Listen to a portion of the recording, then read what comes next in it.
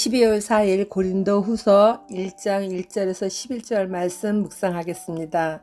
지난 9월에 고린도 전서를 묵상하고 오늘부터는 고린도 후서를 묵상하게 되었습니다. 고린도 전서를 묵상하면서 고린도에 대해서 여러분들이 기억하고 있는 것이 많을 줄 압니다. 그러나 이제 지도를 한번 다시 보면서 다시 이렇게 되새겨보고 고린도 후서에 이제 또 왜 이렇게 바울이 고린도 후서를 썼는가에 대해서도 다시 한번 그렇게 묵상하면 은혜 받는 시간이 되기를 바랍니다.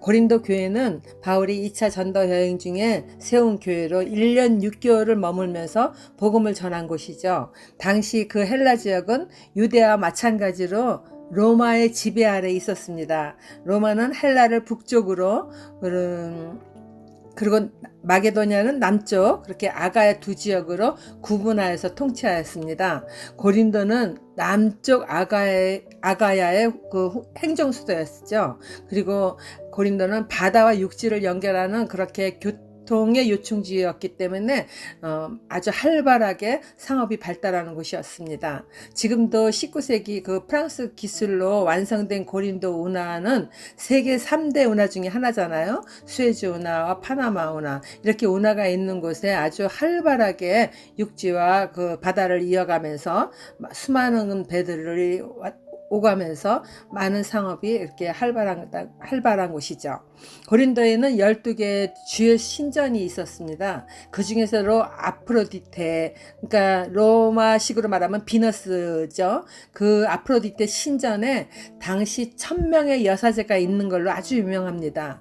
이 여사제들이 매음을 했기 때문에 굉장히 성적으로 타락한 그 사람들에 대해서는 고린도 사람이 되었다라는 말이 유행할 정도로 고린도는 굉장히 성생활이 문란하고 그렇게 그런 것으로 대표되는 도시였습니다. 그래서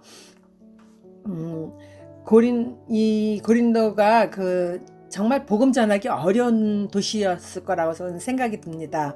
그렇게 세속적이고 다른 그 아주 태폐적인 사람들에게 복음을 전한다는 것이 얼마나 어렵습니까? 그럼에도 불구하고 그 사도행전 18장 10절에 보면은 하나님께서 고린도 안에 하나님의 백성이 많다고 말씀을 하셨습니다. 그러한 것을 볼 때 정말 죄가 많은 곳에 그렇게 하나님의 은혜가 더 큰 것을 우리가 또 한 번 느낄 수 있는 거죠. 바울은 그렇게 어려운 지역에서 1년 6개월이나 하나님에게 말씀에 순종하며 복음을 전했던 것을 우리가 봅니다. 그 교회를 이렇게 세웠는데도, 그런데도 고린도 교회는 역시 그 사역을 마치고 돌아가서도 다른 어떤 뭐 데살로니카나 어떤 뭐 이렇게 갈라디아서나 그런 걸 볼 때 거기에보다 더 많은 하나님의 말씀과 또 그 가르침을 고린도 전후서를 기록해서 그곳에 다시 보내잖아요. 그런 것들을 볼 때 바울은 정말 그 고린도 교회를 사랑하고 또 그 고린도 교회가 정말 그 사탄의 공격을 받는 것에서 굉장히 이렇게 든든하게 설 수 있기를 간절히 바랬던 바울의 마음을 봅니다. 그 복음에 대한 열정이죠. 1절에 하나님의 뜻으로 말미암아 그리스도 예수의 사도된 바울과 형제 디모데는, 우리 바울은요 빌립보서, 데살로니가 전후서, 빌레몬서를 제외하고는 자신이 예수 그리스도의 사도임을 이렇게 늘 밝힙니다. 대체로 그 이유가 유대로부터 내려온 유대주의자들이 바울의 사도성을 막 부정하고 그 바울의 가르침이 마치 헛된 것인 거냐, 그렇게 가르침을 받는 자들에게 혼란을 일으키니까 바울은 자신의 사도됨의 정당성과 사도로서 당한 고난과 역경의 의미를 이 고린도 후서에서도 전체적으로 알리고 있습니다. 바울은 유대주의자들이 바울의 사도성을 도전하며 복음 전파를 방해해도 참 꿋꿋하게 자기가 하나님의 그 예수 그리스도의 사도임을 꿋꿋하게 아주 그러한 자존감을 갖고 확실하게 주장하죠. 근데 이렇게 가르치는 자와 가르침을 받는 자들이 이렇게 하나님 안에서 하나 되는 것을 방해하는 것은 그 시대뿐만 아니라 오늘날에도 마찬가지입니다.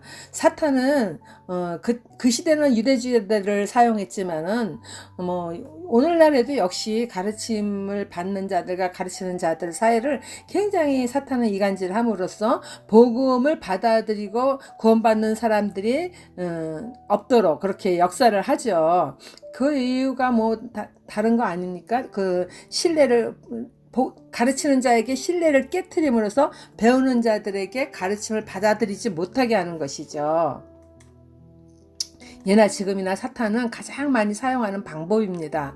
그러므로 가르치는 자도 모든 언행을 삼가 시험거리를 주지 않아야 하고 양육받는 성도들도 바르게 분별하고 가르치는 자를 존중하며 따라가는 그렇게 관계를 튼튼히 해야만이 마귀가 틈을 탈 기회를 주지 않습니다. 그래서 갈라디아서 6장 6절에서 그렇게 가르침을 받는 자들은 가르치는 자와 그렇게 좋은 것을 함께 나누라. 그러니까 그 좋은 것을 함께 나눌 때 더 사랑이 짝잖아요. 그러한 말씀을 그렇게 사도 바울이 남겨둔 이유이죠.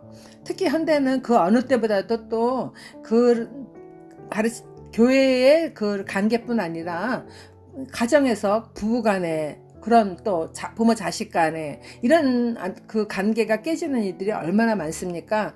그 어느 때보다도 부부간의 이혼도 많고 부모 자식 간에도 원수 사이가 되고 친척과의 사이에서도 안 보는 오히려 자주 보는 이웃만 못하다는 말을 만들면서 친척관계도 깨어지는 이런 시대가 되고 있어요. 옛날에는 뭐 팔촌까지 한 마당에서 이렇게 자라난다라는 말을 저희 어머니한테 저는 듣고 자랐는데 요즘에는 팔촌이 뭡니까? 사촌도 잘 모르고 사는 시대가 되어가고 있잖아요.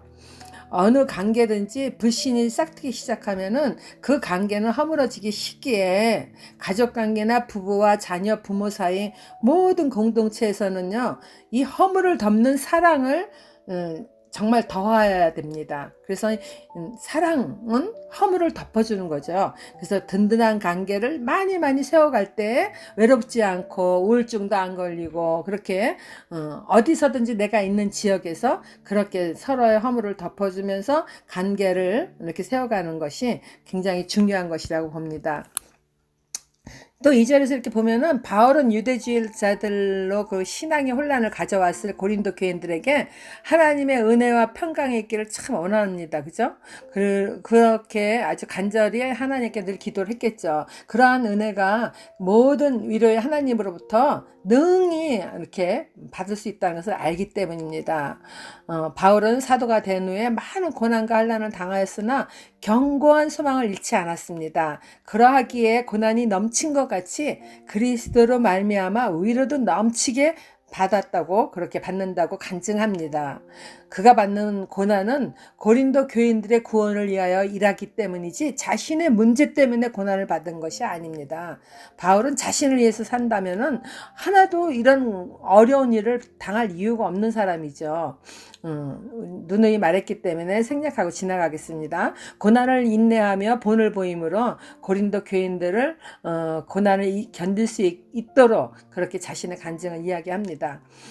7절에서도 고난을 참여하는 자가 될 때 그리스도의 위로도 넘치게 체험하는 신앙이 된다는 것을 말합니다. 고난은 위장된 축복이라는 말도 있지 않습니까?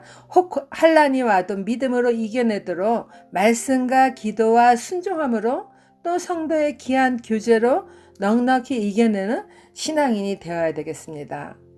바울은 자신이 아시아에서 당한 환난에 대하여 고린도 교인이 알지 못하는 것을 원하지 않는 그 이유가 바울이 당한 환난이 고린도 교인에게는 약재료로 쓰임 받을 것을 알았기 때문에 그렇게 간증하는 것입니다. 9절에서도 그 고난은 마치 사형 선고를 받은 것 같이 살 소망을 다 끊어버릴 정도였다고 합니다. 대체로 자신보다 더 많은 고난을 받는 다른 사람의 이야기를 들으면 왜 힘이 나고 그럼 나도 할 수 있겠다. 이런 자신의 문제를 이겨낼 마음이 대부분 생기지 않아요?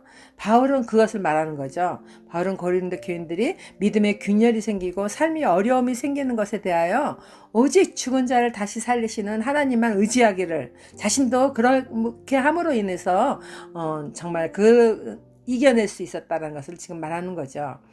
10절에서 하나님은 자신을 큰 사망에서 건지신 것처럼 앞으로 그분을 도우시는, 앞으로도 그분은 계속해서 우리 도우시는 분이라는 것을 그렇게 믿음을 갖고 말합니다. 고린도 교인들도 사형선고를 받은 것 같은 어려움에 처하면서 복음 전파를 애쓰는 자신들을 위하여 기도를 해달라고 그렇게 중보를 부탁합니다. 중보의 기도에 힘입어서 더 많은 은사로 더 많은 사람에게 복음을 전하고 복음을 들은 그들이 구원의 감사 고백을 하게 될 것을 바울은 온전히 믿고 고린도 교인들에게 신앙의 힘이 돋우어지도록 권면합니다. 지금 당장 어려운 일을 만났다 하더라도 예수 그리스도를 믿는 우리에게는 견고한 소망이 있습니다. 사망의 문턱에서도 그 소망을 더 견고히 세우는 바울 사도처럼 우리도 믿음으로 튼튼히 세상의 어떤 모양의 어려움이든지 이겨내는 하나님 자녀 되시기를 바랍니다. 하나님, 바울이 아시아에서 받은 환난으로 살 소망까지 끊어진 정도였지만 그럼에도 불구하고 그리스도를 믿는 믿음으로 더욱 견고한 소망을 세우며 하나님의 도우심을 경험하였듯이 오늘 우리들도 각자에게 주어진 삶의 이 시간 속에서 작은 것 하나라도 그리스도를 믿는 견고한 소망으로 이겨내는 하루 또 되게 하여 주시옵소서. 예수님 이름으로 기도드립니다. 아멘.